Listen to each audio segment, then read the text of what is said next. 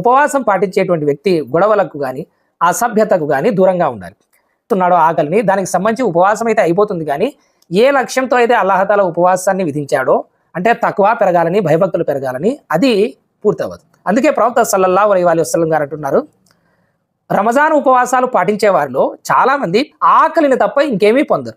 రాత్రుల ఎందుకు ఖియామ్ చేసేటువంటి వారిలో చాలామంది నిద్రలేమి తప్ప మరేమీ పొందలేరు అని ప్రవక్త సల్లల్లాహు అలైహి వసల్లం గారు అనడం జరిగింది. అంటే ఉపవాసం పాటిస్తారు కానీ వీళ్ళకు ఆకలి తప్ప ఇంకేమీ లభించదు.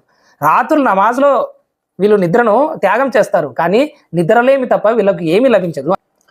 ప్రవక్త సల్లల్లాహు అలైహి వసల్లం గారు అంటున్నారు, రమజాన్ ఉపవాసాలు పాటిస్తూ కూడా ఎవరైనా అబద్ధాలు మాట్లాడడాన్ని మరియు అసభ్యంగా మాట్లాడడాన్ని మరియు వాటిని పాటించడాన్ని వదిలిపెట్టారో అల్లాహకు అలాంటి వారు తినడం మరియు తాగడం ఈ రెండు వదిలిపెట్టడం అల్లాహకు ఏమాత్రం అవసరం లేదు.